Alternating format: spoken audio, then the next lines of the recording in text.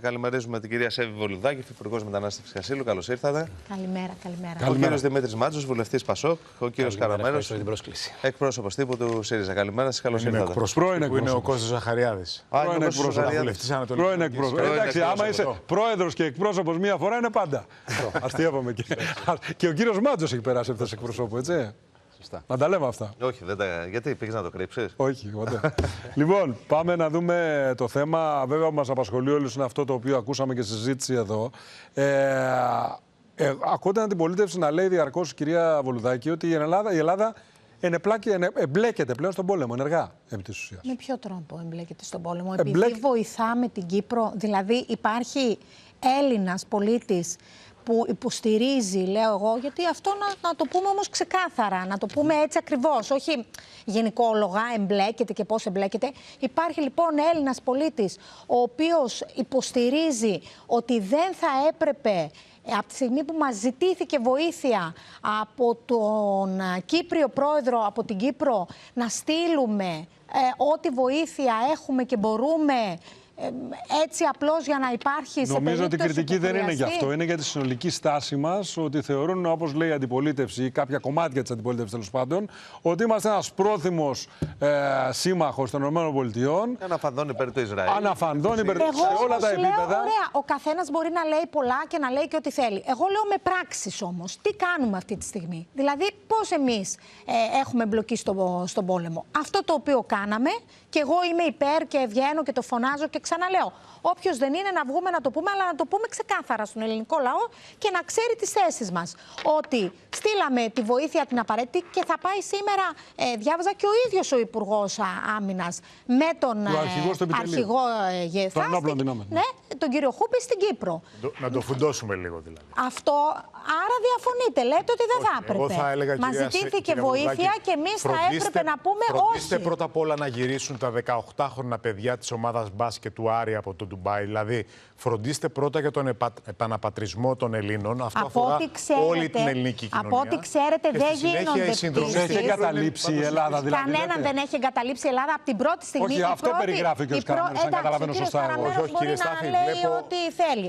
Εγώ λέω ότι από την πρώτη στιγμή, η πρώτη ανακοίνωση, οι πρώτες ανακοινώσεις ήταν ότι πάνω απ' όλα αυτό που μας ενδιαφέρει είναι η ασφάλεια των Ελλήνων που βρίσκονται στις χώρες αυτές.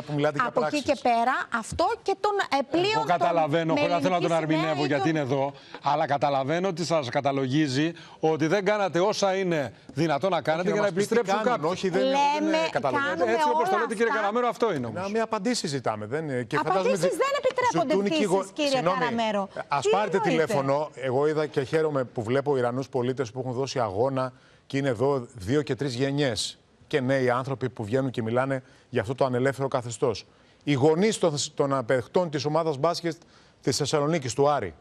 Τα παιδιά τα 18 που είναι κάτω από τα άνθρωποι που είναι εκεί. Προφανώς υπάρχει σχέδιο επαναπατρισμού, αλλά αυτό πρέπει να γίνει με ασφάλεια. Γι' αυτό το λόγο όλες οι πρεσβείες και τα προξενία μας είναι σε επιφυλακή, είναι σε άμεση επικοινωνία. Το ίδιο και οι αεροπορικές εταιρείες. Και υπάρχει σχέδιο, αλλά αυτό πρέπει να γίνει με ασφάλεια. Στελέχη του ΣΥΡΙΖΑ βγαίνουν και κάνουν ανακοινώσεις με το Ιράν.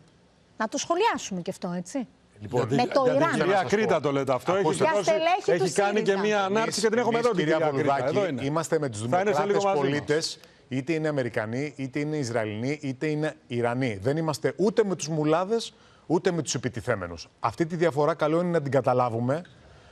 Δεν είπαμε να μην συνδράμουμε. Αυτό είναι σπέκουλα που γίνεται. Όμως μην βάζουμε. Κύριε Καραμένο, είναι σπέκουλα, λέτε αυτό. Προφανώς, κύριε Στάθη. Εδώ υπάρχει μια συγκεκριμένη εθνική γραμμή στην οποία πρέπει να είμαστε πάρα πολύ προσεκτικοί.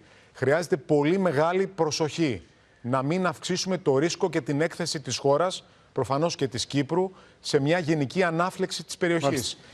Τα ντρόν που έπεσαν σε βρετανικό έδαφος, ενώ στο ακροτήρι, στη βρετανική βάση. Συγγνώμη, και ευχαριστώ πολύ, κύριε Μάτζο. Θα μιλήσω ένα λεπτό για να μην του πάρω τη σειρά. Εφόσον υπήρξε επικοινωνία και ζήτησε ο κ. Χριστοδουλής, ο πρόεδρος της Κύπρου, συνδρομή, ο οποίος χθες από το πρωί ρητά και κατηγορηματικά είπε ότι η Κύπρος δεν θα συμμετάσχει με οποιοδήποτε τρόπο στις επιχειρήσεις. Ναι. Βγαίνει ο Βρετανός Πρωθυπουργός και λέει ότι εμείς δεν έχουμε αμερικανικά αεροσκάφη και ελικόπτερα που βάλουν κατά του Ιράν. Άργησε λίγο βέβαια.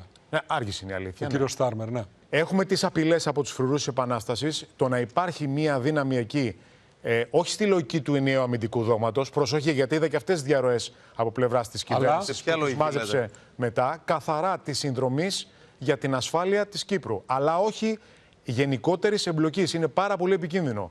Γιατί θα μπορούσε να στείλει δυνάμεις εκεί και η Τουρκία. Θα πάμε σε αυτή τη λογική. Άρα, καλώς κάναμε και στείλαμε δυνάμεις. Καλώς κάναμε και στείλαμε δυνάμεις. Εγώ θεωρώ ότι περιττεύει. Καλώς κάναμε και στείλαμε δυνάμεις. Δεν υπάρχει καλός ή κακός. Αλλά... Πρέπει να είμαστε πάρα πολύ προσεκτικοί, κύριε Στάθη. Δεν το καταλαβαίνω. Και δεν ξέρω κατά πόσον. Μισό λεπτό. Δεν ξέρω κατά πόσον βολεύει στην εικόνα που εκπέμπει η χώρα να συνδράμει την Κύπρο. Δεν το συζητάμε αυτό. Βολεύει. Να πηγαίνει. Μισό λεπτό. Κυρία Βολουδάκη, να βάλω μια τελεία. Βολεύει. Ναι, το να πηγαίνει σήμερα ο Υπουργός Εξωτερικών, ο κύριος Δένδιας, ο Υπουργός Άμυνας, στην Κύπρο. Τι θα πάει να κάνει δηλώσεις στους πολεμαρχός. Τι θα πάει να κάνει, πείτε μου. Άρα να μην πάει ο Δένδιας να δείξει. Τα πλοία καλώς πήγαν. Δείχνουμε τη συνδρομή. Θα πάει να κάνει δηλώσεις. Δηλαδή στο θέατρο εκεί των επιχειρήσεων στην ευρύτερη περιοχή θα είναι η φρουρή της Επανάστασης, ο Στράμερ και ο Δένδιας να κάνει δηλώσεις ότι είμαστε κι εμείς εδώ. Για να καταλάβω. Όχι, λέω τις δηλώσεις. Δεν κατάλαβα. Πρέπει να είμαστε με μεγαλύτερη προσοχή και με μεγαλύτερη φιδό. Εμείς ζητάμε ενημέρωση των πολιτικών αρχηγών. Περιμένουμε και τον Πρωθυπουργό να έρθει στη Βουλή να ενημερώσει. Και πολύ μεγάλη Εγώ δεν κατάλαβα τη θέση σας. Καλώς στείλαμε τις φρεγάτες. Καταλαβαίνετε πάρα πολύ καλά. Εσείς είπατε, κύριε Στάθη, στο αρχικό σας ερώτημα, ότι η κριτική της αντιπολίτευσης είναι στη γενικότερη στάση της ελληνικής κυβέρνησης και όχι στο ζήτημα της συνδρομής της Κύπρου. Άρα καλώς στείλαμε τα πλοία. Από τη στιγμή που ζητήθηκε από την Κυριακή Δημοκρατία, ναι, καλώς στείλαμε τα πλοία. Απλά να μιλάγαμε για ενιαίο αμυντικό δόγμα. Δεν χρειάζεται τέτοια έμφαση και δεν χρειάζεται να μπαίνει η πολύ σοβαρή αυτή επικοινωνία, λέτε αυτό. Που αφορά την ευρύτερη περιοχή και κλείνω. Και στη διελκυστίνδα, την εσωτερική της Νέας Δημοκρατίας, ανάμεσα στον κύριο Μητσοτάκη και στον κύριο Δένδια. Παρακολουθούμε, σε αυτή τη χώρα ζούμε. Και δηλαδή ξέρουμε το τι κάνει για να πάρει μεγάλη εκλογικά ο Δένδιας τώρα. Μεγάλη προσοχή. Μα είναι δυνατόν, θα πήγαινε εκεί ο Υπουργός Άμυνας χωρίς αυτό να είναι απόφαση του Πρωθυπουργού και της κυβέρνησης? Δηλαδή τι και πάει μόνος του? Εγώ είμαι σίγουρος ότι η κυρία Βουλουδάκη, ως βουλευτής Χανίων, όπου βρίσκεται η Σούδα, και ως Υπουργός Μεταναστευτικής Πολιτικής, αυτή η ανάπτυξη στην ευρύτερη περιοχή την απασχολεί διπλά και τριπλά. Προφανώς όλους μας.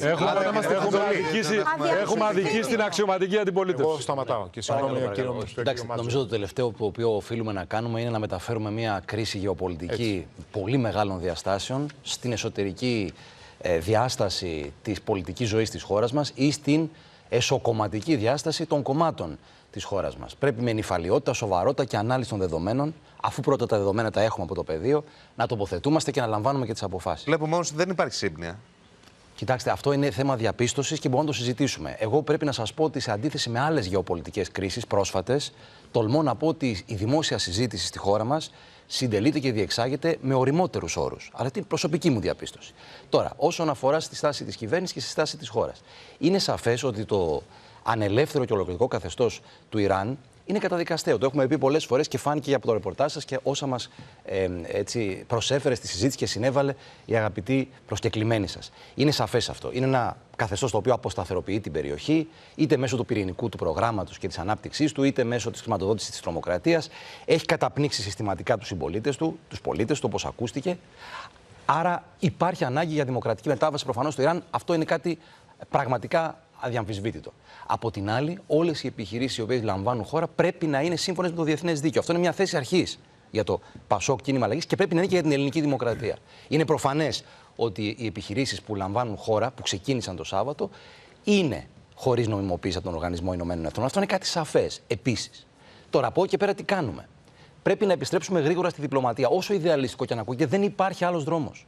Πρέπει να επιστρέψουν τα εμπλεκόμενα μέρη γρήγορα στο τραπέζι των διαπραγματεύσεων, από το οποίο τραπέζι δυστυχώς. Αυτό είναι ιδεατό και συμφωνώ απολύτως. Είναι εφικτό, ρεαλιστικό? Ασφαλώς. Είναι ο μόνος δρόμος προς τα εμπρός. Δεν γίνεται διαφορετικά. Ποιος θα αναγκάσει τον Τραμπ να πάει στο τραπέζι των διαπραγματεύσεων?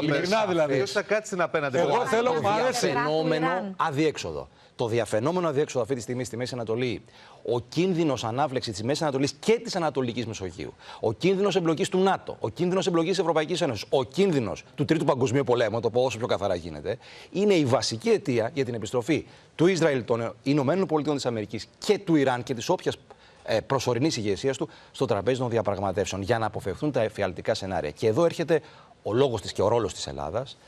Η Ελλάδα είναι κράτος μέλος της Ευρωπαϊκής Ένωσης, είναι μαζί με την Κύπρο το ανατολικότερο κράτος μέλος της Ευρωπαϊκής Ένωσης, ένα κομβικό γεωπολιτικό σταυροδρόμι και είναι και μη μόνιμο μέλος του Συμβουλίου Ασφαλείας του ΟΗΕ. Τείνουμε να το ξεχνούμε. Η κυβέρνηση τείνει να το ξεχνά. Θα πρέπει να αναλάβουμε πρωτοβουλίες ή έστω να υποστηρίξουμε όλες τις πρωτοβουλίες για την ειρήνευση και τη σταθερότητα μέσω της διπλωματίας. Ο πόλεμος γεννά περισσότερο πόλεμο και δεν μπορεί να είναι ποτέ η λύση. Η Ελλάδα οφείλει να είναι η φωνή της Ευρώπης στην περιοχή και να μεταφέρει τη φωνή της περιοχής στην Ευρώπη. Να είναι αυτός ο διαμεσολαβητής. Τώρα πήγαμε ως Ελλάδα στην Κύπρο, καλά κάναμε σε αυτό το κομμάτι. Κοιτάξτε, στο βαθμό που έχει ζητηθεί από την Κυπριακή Δημοκρατία και στο βαθμό που έχει προηγηθεί απόφαση του Κυβερνητικού Συμβουλίου Εθνικής Ασφαλείας της χώρας μας, η απόφαση είναι ορθή και νομότυπη. Δεν υπάρχει τέτοια αμφιβολία. Τώρα από εκεί και πέρα, προφανές είναι και επαναλαμβάνω και κλείνω όπως ξεκίνησα. Όλα αυτά πρέπει να αξιολογούνται μέρα την ημέρα και με την εξέλιξη της σύραξης. Γι' αυτό το λόγο και ο πρόεδρος του ΠΑΣΟΚ και αρχηγός αξιωματικής αντιπολίτευσης, ήδη από χθες, σε επίπεδο υψηλό, όχι απλό συμβολικό, αλλά ουσιαστικό, ζήτησε την ενημέρωση των πολιτικών αρχηγών, ώστε να υπάρξει, να γίνουν κοινωνοί τα πολιτικά κόμματα. Όχι Συμβούλιο Πολιτικών Αρχηγών. Ενημέρωση των πολιτικών αρχηγών. Ξέρετε, τον τύπο τον επιλέγει η κυβέρνηση. Υπάρχει το Συμβούλιο Πολιτικών Αρχηγών, υπάρχει κατηδίαν ενημέρωση. Υπάρχει το Εθνικό Συμβούλιο Εξωτερικής Πολιτικής, το οποίο πράγμα θα συνεδριάσει αύριο. Υπάρχει η Επιτροπή Εξωτερικών και Άμυνας της Βουλής. Τον τύπο τον επιλέγει η κυβέρνηση. Ο αρχηγός αξιωματικής αντιπολίτευσης ζήτησε τα πολιτικά κόμματα και κατά επέκταση οι πολίτες της χώρας να γίνουμε κοινωνοί των προτεραιοτήτων και της θέσης της ελληνικής κυβέρνησης απέναντι σε αυτήν την κρίση. Εν ώψη των πολύ μεγάλων συνεπειών της και σε επίπεδο μεταναστευτικό, είναι εδώ η Υφυπουργός Μετανάστευσης, θα το βρουν μπροστά μας ενδεχομένως και στο μεταναστευτικό επίπεδο, και σε γεωπολιτικό, εσωτερικής ασφάλειας της χώρας και της Κύπρου, αλλά και σε επίπεδο οικονομικό-ενεργειακό. Γνωρίζετε πολύ καλά από το ρεπορτάζ σας, το γνωρίζω, το γνωρίζετε, ότι ήδη οι πρώτες συνέπειες της ενεργειακής κρίσης στα Σπάργανα προκύπτουν. Είναι και εύκολο, ξέρετε, στην ελληνική αγορά το μυρίζονται εύκολα. Ναι, καμιά φορά πριν να χρειαστεί. Και σε μια χώρα. Αυτό ακριβώς, κύριε Υπουργέ. Σε μια χώρα, για να κάνω γέφυρα και με τη συζήτηση που είχαμε την Παρασκευή, σε επίκαιρη ερώτηση δική μας προς τον Πρωθυπουργό, σε μια χώρα στην οποία ήδη σε σχέση με την αγοραστική δύναμη των πολιτών η τιμή της ενέργειας είναι πολύ ψηλά, σε μια χώρα που επικρατούν συνθήκες ενεργειακής φτώχειας, θα είναι το τελευταίο που χρειάζεται αυτό το τόπο και αυτό το λαό, μία ακόμα ενεργειακή κρίση. Λοιπόν, ο Μπακαλιάρος λέει αυτή, πέταγε ο Μπακαλιάρος, μας έλεγε. 30%. 30%. Και τα ενίκια και το ρεύμα. Και τα ενίκια και το ρεύμα δεν είναι όλες οι κρίσεις. Δεν είναι όλες οι κρίσεις εισαγόμενες. Δεν είναι η κρίση στα αλλιεύματα εισαγόμενες, η ακρίβεια στα τρόφιμα εισαγόμενες. Σας ευχαριστούμε όλους. Για ελέγχους από την αρμόδια αρχή. Σας ευχαριστούμε πάρα πολύ όλους. Θα υπάρχουν στην πράξη. Καλημέρα μας, να είστε καλά. Ευχαριστούμε πάρα πολύ.